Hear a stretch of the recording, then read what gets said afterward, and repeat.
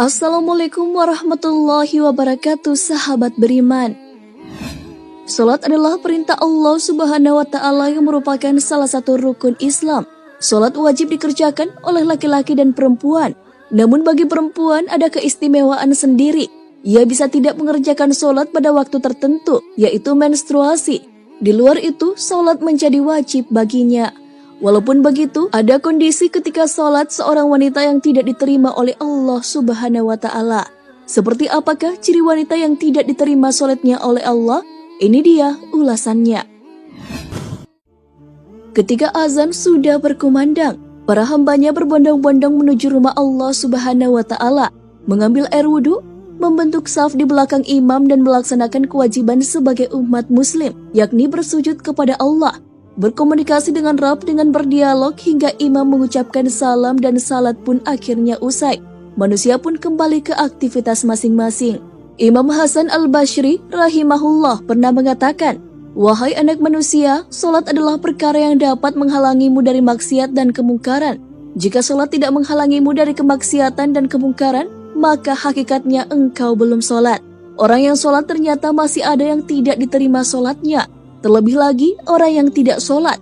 Banyak sekali orang yang sholat tapi Allah Ta'ala akan membantingkannya ke mukanya karena sholatnya tak diterima. Hal ini sesuai dengan firman Allah Subhanahu wa Ta'ala. Maka celakalah bagi orang-orang yang sholat, yaitu orang-orang yang melalaikan sholatnya. Quran Surah Al-Ma'un ayat 4 hingga 5. Agar sholat bisa diterima, kita perlu tahu tanda-tanda diterimanya sholat. Tanda sholat yang diterima oleh Allah Subhanahu wa Ta'ala terdapat dalam hadis qudsi.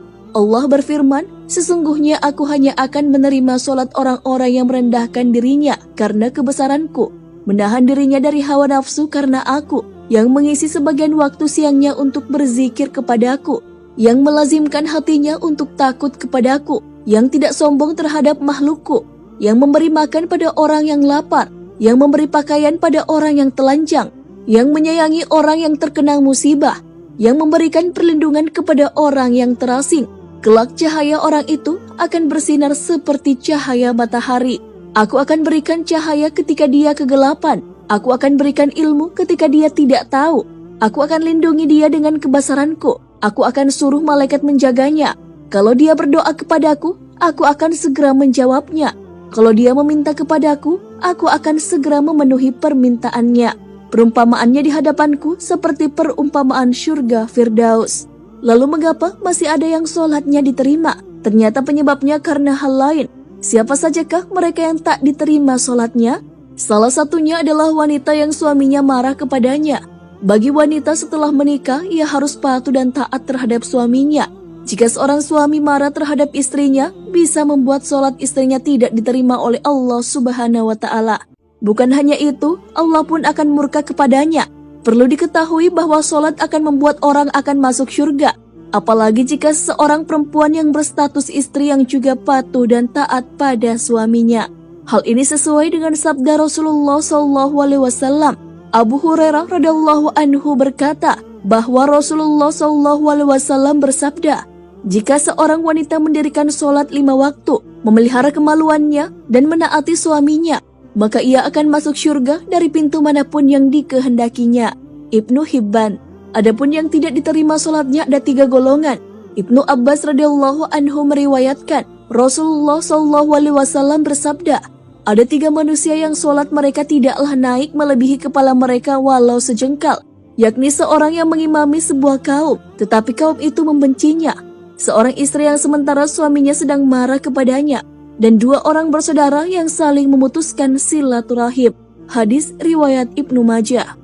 Oleh karena itu, sang istri harus menjaga perasaan suaminya. Jika seorang suami marah terhadap istrinya, hendaklah sang istri segera meminta maaf kepada suaminya. Kepatuhan istri kepada suami adalah suatu keharusan, karena suami adalah penanggung jawab dalam keluarga dan memiliki kedudukan yang tinggi dalam rumah tangga. Hal itu digambarkan dalam sabda Nabi Muhammad SAW. Tidaklah pantas bagi seorang manusia untuk sujud kepada manusia yang lain. Seandainya pantas atau boleh bagi seseorang untuk sujud kepada seseorang yang lain, niscaya aku perintahkan istri untuk sujud kepada suaminya, karena besarnya hak suami terhadapnya. Hadis riwayat Ahmad.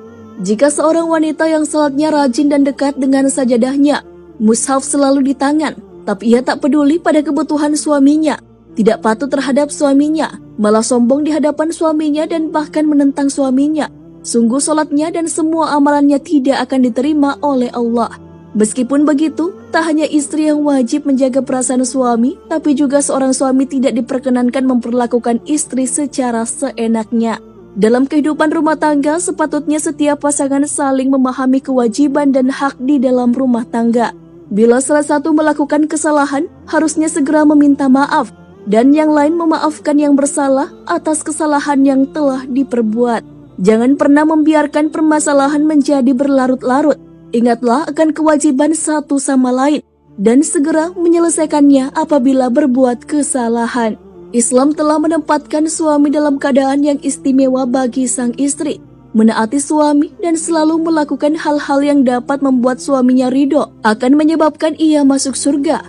Sang istri tak boleh kurang ajar, menentang dan durhaka kepada suami, karena hal itu akan menjadi sebab seorang istri digiring ke neraka. Bagi seorang istri, suami adalah pintu besar dari pintu surga. Mematuhi suami adalah kebaikan, adalah keharusan, karena hal itu akan membawanya ke surga. Oleh karena itu, seorang istri tak boleh kurang ajar, menyombongkan diri dan membangkang terhadap suaminya.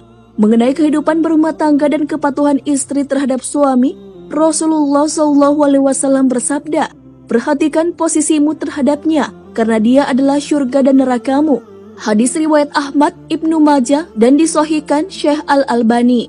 Selain marahnya suami menjadi penyebab salatnya seorang istri tidak diterima oleh Allah, wanita yang percaya kepada dukun dan paranormal juga salatnya tidak akan diterima.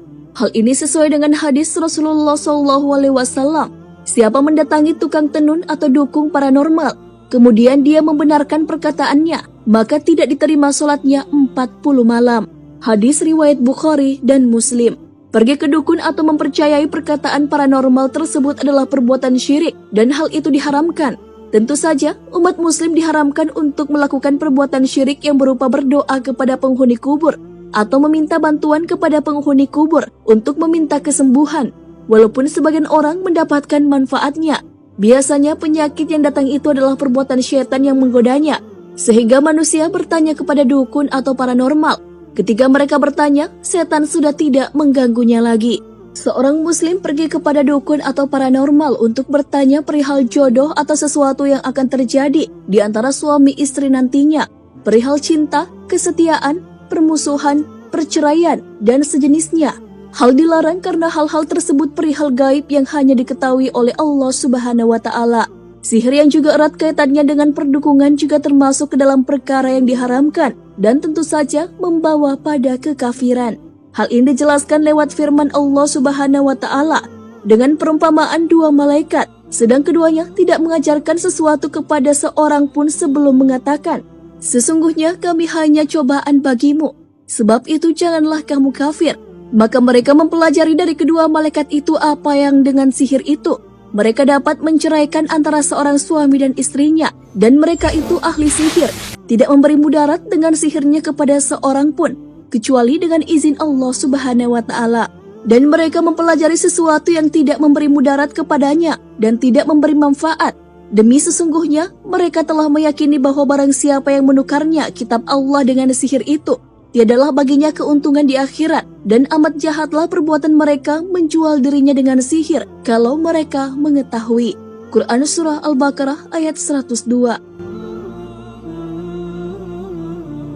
Nah, sahabat beriman, itulah wanita yang tidak diterima sholatnya karena beberapa hal, terutama membuat marah suami terhadapnya, maka akan mendatangkan murka Allah dan tentu saja sholatnya tidak akan diterima. Selain itu, jika pergi ke dukun atau ke paranormal dan meyakini hal yang dikatakan, tentulah sholatnya juga tidak akan diterima dalam jangka waktu 40 hari.